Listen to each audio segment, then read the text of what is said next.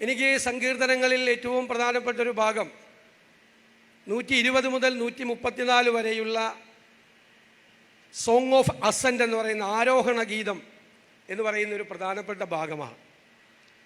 അതിലെ 121-ാം സങ്കീർത്തനമാണ് എന്നെ ഏറ്റവും അധികം സ്വാധീനിച്ചിട്ടുള്ളത്.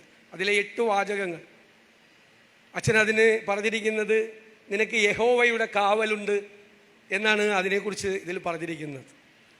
അതിൽ പറയുന്ന 1-ാമത്തെ വാചകം, ഞാൻ എൻ്റെ കണ്ണ് പർവ്വതത്തിലേക്ക് ഉയർത്തുന്നു, എൻ്റെ സഹായം എവിടെ നിന്ന് വരും?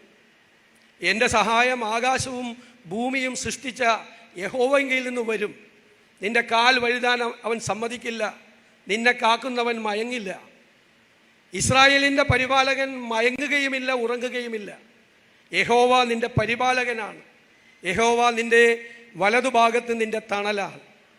പകൽ സൂര്യനെങ്കിലും രാത്രി ചന്ദ്രനെങ്കിലും നിന്നെ ബാധിക്കുകയില്ല.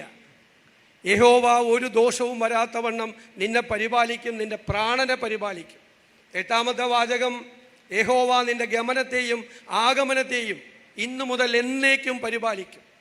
യഹോവ നിൻ്റെ ഗമനത്തെയും ആഗമനത്തെയും ഇന്നു മുതൽ എന്നേക്കും പരിപാലിക്കും. എന്തൊരു അഷ്വറൻസാണ്, എന്തൊരു ഉറപ്പാണ് നമുക്ക് തരുന്നത്. എൻ്റെ ജീവിതത്തിൽ ഒരു പൊതുപ്രവർത്തകൻ എന്നുള്ള തരത്തിൽ എൻ്റെ ജീവിതത്തിൽ എന്നെ ഏറ്റവും സ്വാധീനിച്ചിട്ടുള്ള ഈ 8 വാചകങ്ങൾ, ഈ 121-ാം സങ്കീർത്തനത്തിലെ വാചകങ്ങളാണ്. എന്തൊരു കരുത്താണ് ഇത് തരുന്നത്.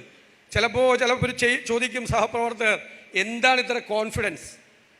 ഈ ആത്മവിശ്വാസത്തെ ചിലർ അഹങ്കാരമായി തെറ്റിദ്ധരിക്കും. കാരണം ആത്മവിശ്വാസവും അഹങ്കാരവും തമ്മിൽ നേർത്ത വരമ്പ് മാത്രമേ ഉള്ളൂ. ആത്മവിശ്വാസം എന്ന് പറയുന്നത് ഈ കരുത്താണ്. അവൻ വലതുഭാഗത്തുണ്ട് എന്നുള്ള ധൈര്യമാണ്. നമ്മൾ